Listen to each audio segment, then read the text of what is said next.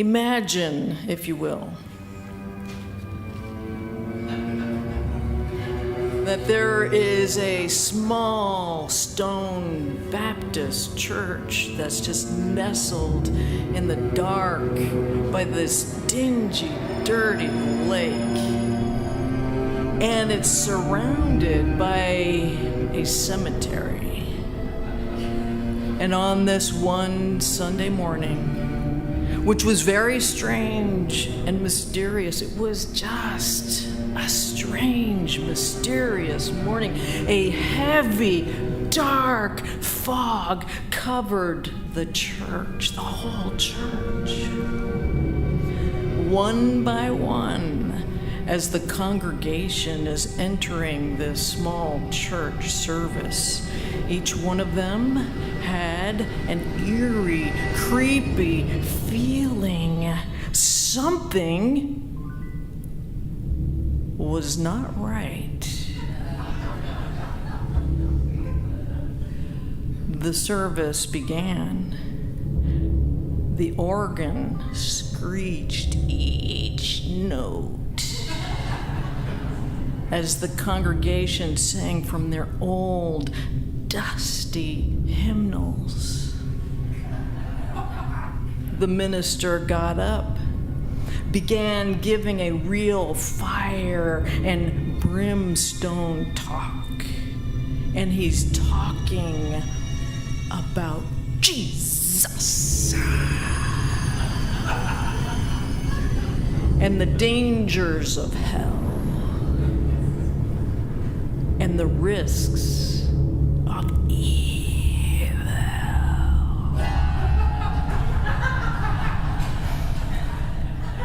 The minister, everybody is just getting more and more agitated, and the congregation now, they're at the edge of their seats. They're getting all distressed. Can you imagine? Thinking about where they are likely going to go after they themselves pass on.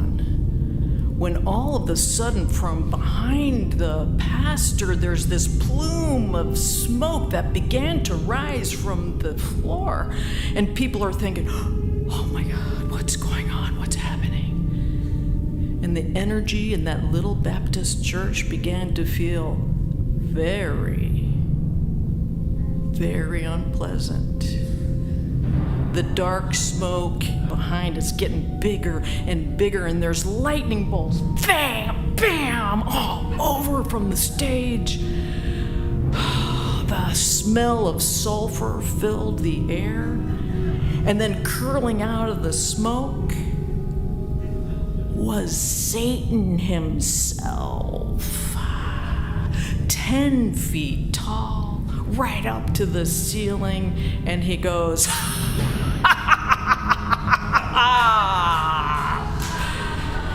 and of course, in horror, the congregation, they start running for the door, and he laughs again.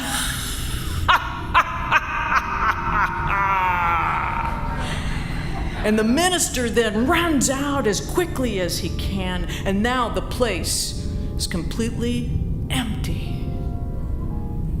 Except for one spry 96-year-old man just sitting in the front row. And Satan says, do you know who I am? What are you doing here? Don't you know who I am? And the little fella goes, yeah, I know who you are. Been married to your sister the last 52 years.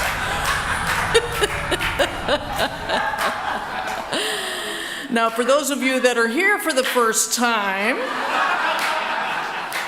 we don't believe in Satan. So today, for the fun of Halloween, I thought we would talk about evil and what Unity believes evil to be. Now, the word evil, of course, is subjective to all of us. We prefer in Unity to call it negative energy, a negativity of something that has been done.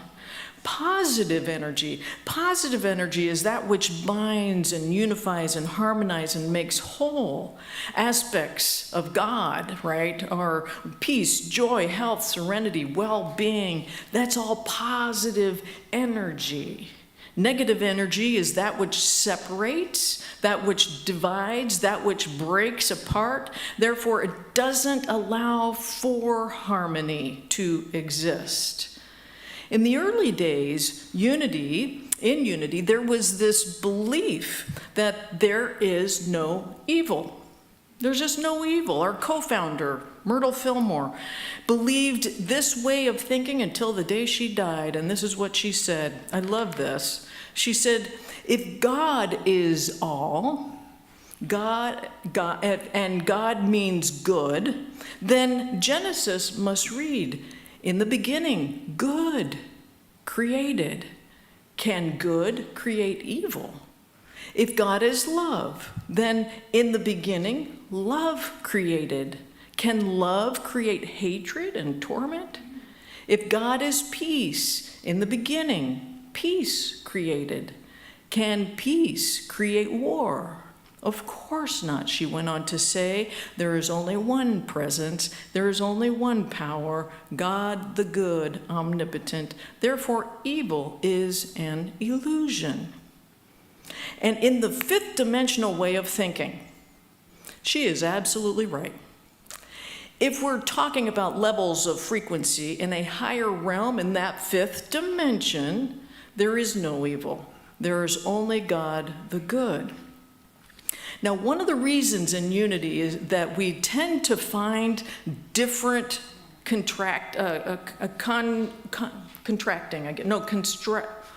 am I trying to say? Contrasting, thank you. Dyslexia popped in there for contrasting. The reason being is because we have two co-founders, two sometimes very different ways of thinking. And so Charles Fillmore says this. He said, evil is not of God. Evil is a parasite. It has no permanent life of itself. Its whole existence depends on the life it borrows from. I love that. So let's just break that down for a moment. You see, a parasite requires an independent life source. Let's say a person, right? Let's think of a tick. It needs you, or it won't survive. So, what does a parasite do? It sucks your blood. It sucks your life force. And that life force is no longer available if that life force is just not around. Then that parasite has to starve. A couple of weeks ago, I shared a personal story when I was dealing with something and someone that was pretty dark and negative in my life. And the greatest wisdom that I received during that time was don't feed it. Don't engage with it. Don't lash out in reaction in emails and texts. How many of you have ever done that before? I think all hands should go up. We've all done that. And don't get into, this is what the wisdom told me, was don't get into, I am going to set them straight. It's a parasite. It's a parasite. You giving it attention is what it needs and wants. Attention feeds it. My friends, the more you give a parasite energy, the more they grow in power. The more you give negativity your energy, the more power you give it, and you give your own power away. You now have become hostage to a parasite. So I stopped engaging completely. I stopped engaging with them personally, in my mind, in my conversations with others. They were a parasite, meaning that they were a negative energy, and I was no longer going to be their host. And it's the same in the world, my friends. And I get it. We are in times where we are faced with what we think of as darkness, as evil, as trauma, as incredible challenges, or just sheer wrongness. But what keeps those things alive is being a host for them to feed off of, being engaged through news, through conversations, through being in judgment of others. I'm right, you're wrong. Such division, feeding the negativity and division of the world. Remember, Jesus bore his cross only a little more than 3 hours, and then he rose above it. But most people are like, this is our cross to bear on planet Earth, and completely forgetting that there is a power, there is a presence that is greater than any circumstance, mightier than any condition. And they forget that they don't have to do this alone. Forgetting that they don't have to do it themselves. There is a power and there is a presence that is pure love. And when you connect to this higher power, you get your power back. Your soul is then restored. The other day, someone was sharing with me, she said, what would happen if we had a cyber attack where we had no more access to internet, to the television, to newspapers, to our phone? And my first reaction was, oh man, that would not be good. And then I thought for a moment, and I considered, oh, what a wonderful world that would be. What a wonderful world that would be. No longer would the world be fed sound bites on who to hate, who to judge, what's wrong, and what to fear. No longer would the world be bombarded by images of violence and rage. The parasite of negativity would starve, and it would no longer have power because no one would have access to feed it. Peace on earth, my friends. My friends, bottom line, no situation is so dark, so dismal, that the grace of God cannot enter and move you to higher ground. And remember, there's no place that you could wander where God is not. For what do we say in here? There's not a spot where God is not, and so it is.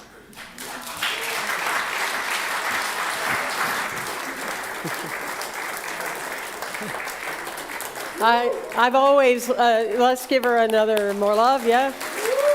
Yes. I've always loved the concept that devil and evil spelled backwards are live and lived. And when we are living in the past, when we're working from an old concept, when we're holding back, when we're on reserve, when we're afraid to love, when we're afraid to give our all again, we're living in a past paradigm, which causes discomfort, pain, and those types of things. I love the story about the naturalist, where he went to visit a chicken farmer, and he was looking at all the chickens that the farmer had, and he looks down and he's so surprised as he sees an eagle in the midst of the chickens. And so the naturalist says to the farmer, "Do you realize that you have an eagle in the midst of those chickens?"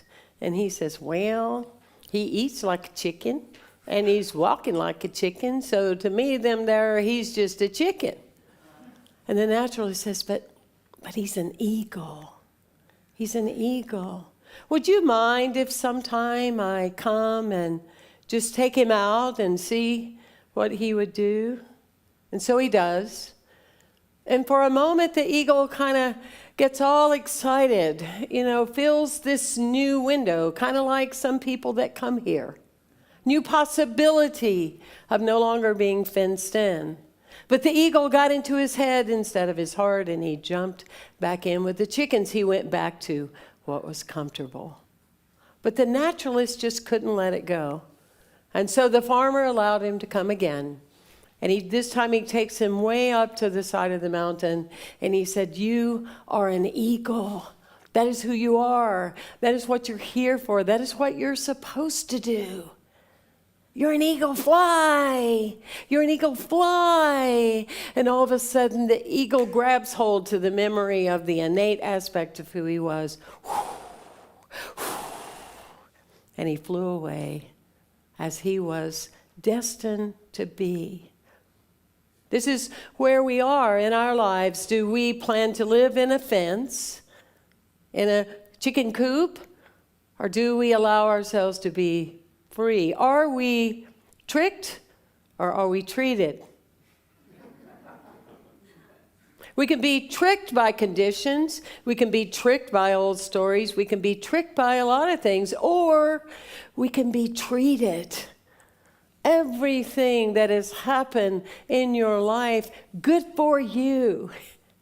It picked you to land on you so that you may expand to the eagle reality that you are. Conditions are not to fence us in. They're to draw us out. Yes? They're to draw us out. I love the serenity prayer. Say it with me. God, grant me the serenity to accept the things I cannot change and the courage to change the things I can. Well, on occasion, I need to dust off this other one. And what? Did we finish? What? Thank you. I told you I'm not affirming this anymore on a Sunday morning that I'm in training. Blah. Okay. The courage and the wisdom to know the difference. So every now and then I dust off the one that says, God, grant me the serenity to accept the people I cannot change, the courage to change the one I can, and the wisdom to know that would be me. That would be me. Are you tricked or are you treated?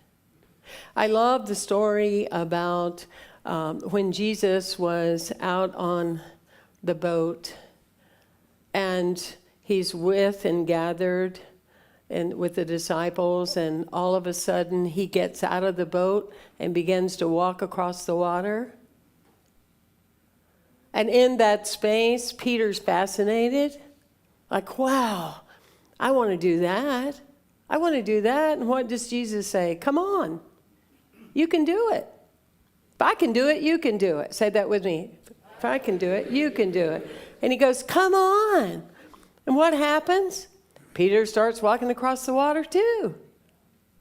But all of a sudden, he allowed himself to be tricked. He started focusing on the storm. He started focusing on the condition. And he was not able to walk on the water. We are here to live in the miracles. We are here to live in the consciousness of what we've yet to see. I don't know when using common sense started becoming a conspiracy. But to me, we are not here to replace that innate common sense of the divine. And when we are in our stillness, when we are in our yin, when we are not in our yang of mentalizing and intellectualizing, faculties that we need, but when we go to our yin, like a blessed bowl, like a sacred, like a moment, like a big breath, there is something within us that will always deliver to us the truth. And the only thing that works for any of us is the truth that we know to be true. Does that make sense? Yes. Are we tricked or are we treated? And like unto that of Jesus, you want to be aware of who's in your boat. You want quality people that are in your boat. You evolve in your life. And some of the people that started out in your boat may not be and fit in your boat any longer. You want to surround yourself with the energetic presence of people that go, I get you. I'm unconditional with you. I'm not going to be threatened if you exceed me. I'm not going to be intimidated if you're greater in the way that you're walking on water and I haven't learned how yet. It's very interesting. We're talking today about the joy of innocence. And I'm likened to that story of the parents that hear the little 4-year-old boy say to the sister in the nursery, "Can you tell me about God? I'm starting to forget." And it's very interesting when you think about the fact that when we are born on this earth, we know that everything belongs to our pleasure and the kingdom of heaven is at hand and all that. We know that innately. And then we're trained, we're tricked that we're supposed to own things. And it's supposed to belong to us. And only us, we can have it. And we build fences around it. And then we fret over what the universe has gifted us with all along. Isn't that the most fascinating thing? We didn't have it in the first place, and then we get it, and then we're concerned about somebody wants it or is going to take it. But it's all the divine grace, you see, because nothing ever really belongs to us. I've done too many memorials. Let me tell you how this is going to go down, if you want to know. Fasten your seatbelt. At the end of life, you're either going to be in this size container or a box. And all the other things we give power to. All the other things either trick us or treat us. One of my dear, dear friends, he's been dead about 6 years now. Frank Lagatuda was his name. And he was the most incredible human and always giving. He'd come into Unity all the time, and he'd drop a $10,000 check, and then he would do this, and then he would do that, and it was funny. We had a lot of people there, but he would always say, "Please tell him Anonymous did it." Well, after a while, it became a joke. I'd say, "Oh, yeah, someone anonymously came by and dropped a $50,000 check," and they went, "Frank?" Yeah. But he was just always giving. But the interesting thing about him is he would say, "It's not mine, it's God's. Nothing belongs to me. I'm just using it." And it's in that space that we can either live our lives either being childish, it's mine, or childlike. Are you childish or childlike? Childlike. We have one. Okay. 2. Anybody else? Childlike. Because that's what we're told in Scripture. Be ye childlike. Be ye childlike. Children laugh 200 to 300 times a day. Some of you could work on that, as well as myself. Adults start laughing, 12 to 20 times a day, and we start getting this very look on our face. We're adult. We're all grown up. Yes, I know that already. Yes. Are we tricked? Are we treated? To the joy of the innocence. Someone that's childlike is innocent, isn't afraid of being hurt, isn't afraid somebody wants what we have, isn't afraid that we're going to be disappointed. If you're a human being, you are.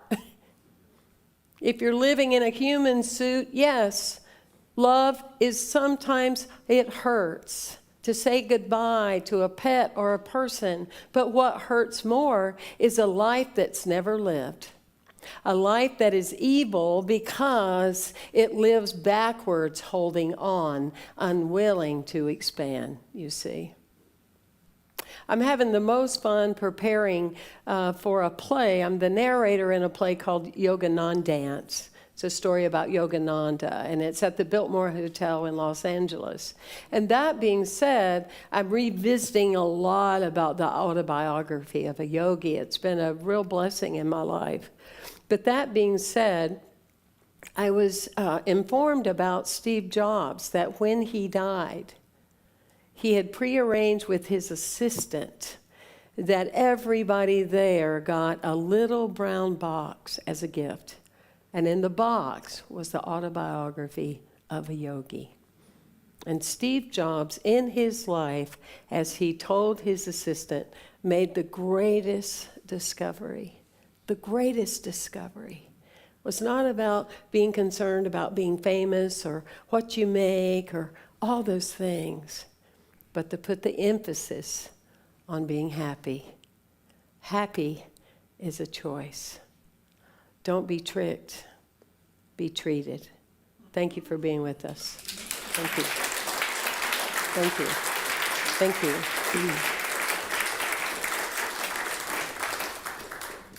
As our ushers are coming forward,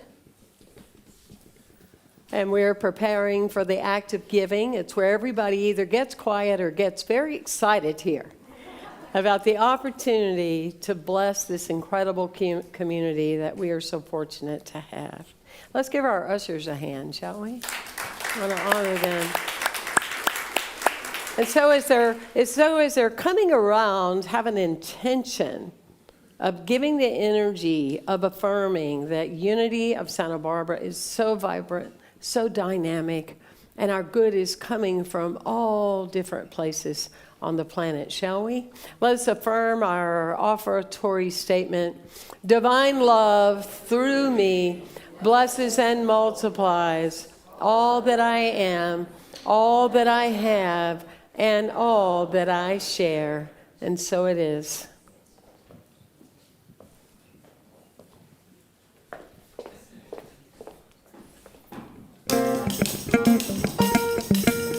Oh, we did good. We did good. We did good. Love.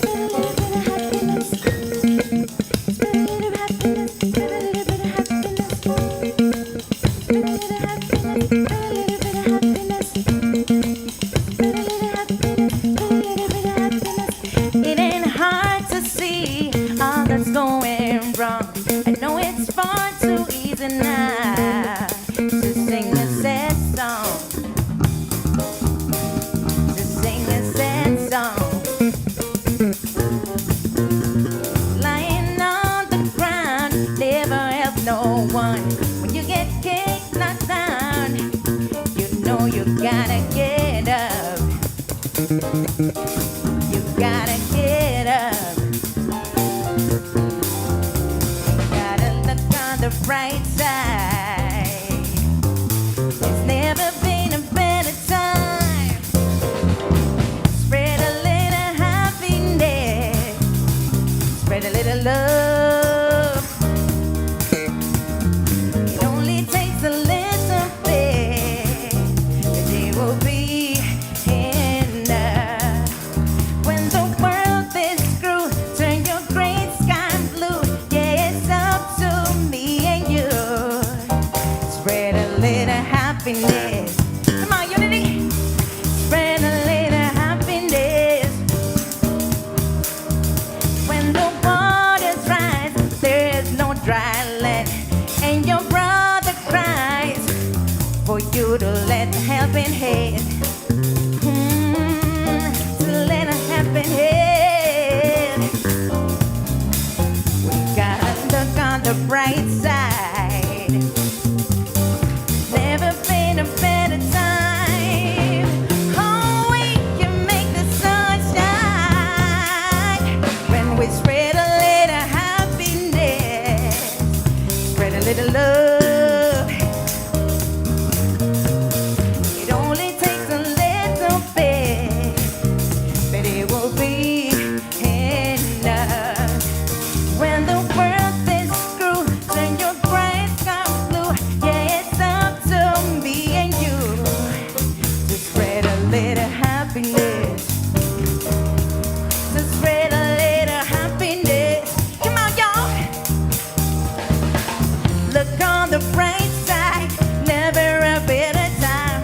Look on the bright side to make the sun shine. Look on the bright side, never a better time. Look on the bright side to make the sun shine. When we spread a little happiness, spread a little love.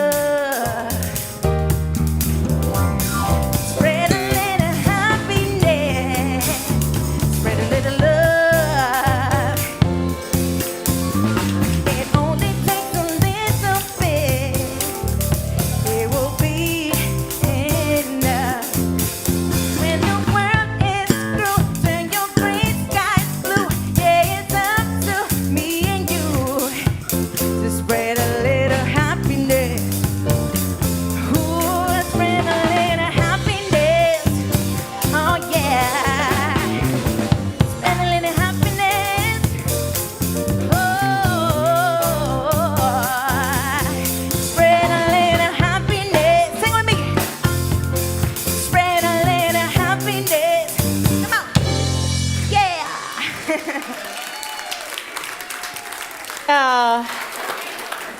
Melody, Nesh, and our band, Woody. Let's give them some love. Our AV team. We want to welcome Melody.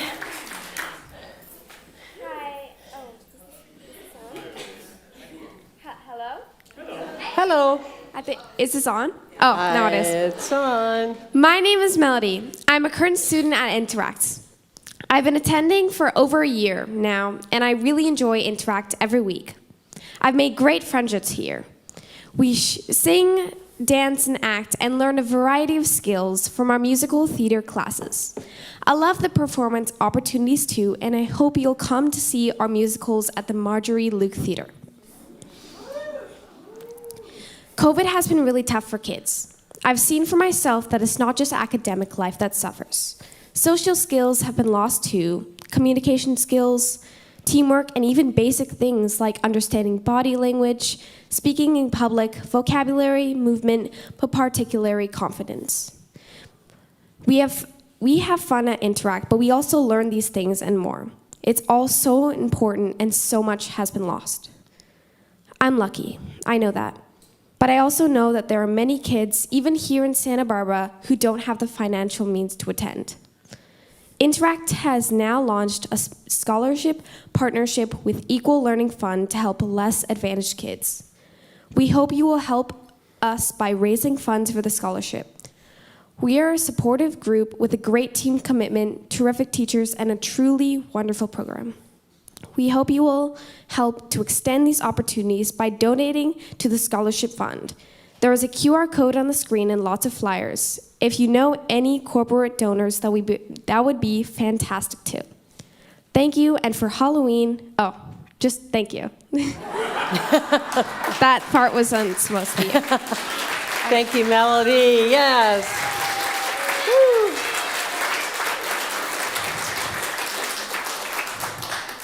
Where do I put the mic? You can take it. Thank you. Wasn't that great? Thank you so much. Yes. This coming Wednesday evening at 7 p.m., we will have a well-known author here in Santa Barbara, Ojai, Gay Hendricks. Amazing work. I still draw upon his work and how I make decisions pretty much all the time. Are you living in your genius? Are you taking a leap into greatness? Are you doing something that someone else would be better at than you? So great life lessons, well worth an hour or an hour and a half of your time. We're doing, Dr. Jim Quacco will be signing up if you'd like to register today, yes. And also for those who attend, we're doing a raffle. And for those who come here on Wednesday evening, in the raffle, you will receive up to $500 of value. Surprise, trick or treat. There you go. Okay. Thursday classes with Reverend Michelle Hubbard, are going exceptionally well. They're continuing the Eastern teachings last week. They did Buddhism, and this year they are doing Sufism. I am really into spiritual humility today. Okay. All right. Next Sunday, wow. Youth Sunday returns to Unity of Santa Barbara. Yes. We have a meeting at noon with our prayer team existing and new people who are interested, chaplains, and with our existing Science of Mind practitioners. And we're going to meet Reverend Cathy and I and just do a sacred gathering and talk to you about our intentions for this coming year. November 13th is Friendship Sunday. How many of you have some friends? Or new people in your boat? Bring the new people in your boat to Unity of Santa Barbara. We have a big expo Sunday, lots of fun. November 20th, we're doing a panel on aging, reality or myth. Wow. And then we have our November 23rd potluck. So we have lots of things for you to do, lots of things for you to experience. Wings Bookstore, we have specials, and we're also studying this for the month of November. The Magic by Rhonda Byrne. Yes, I'm going to leave all the characterization to Cathy.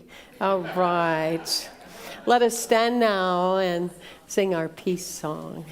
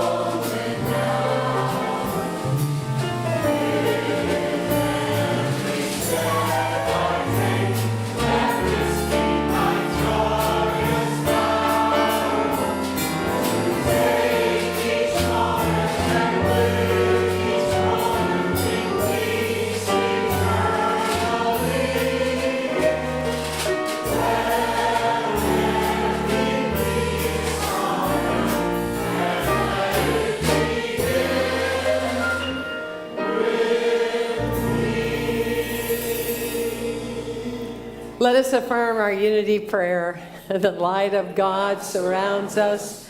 The love of God enfolds us. The power of God protects us. The presence of God watches over us. Wherever we are, God is, and all is well. Bless you, everyone.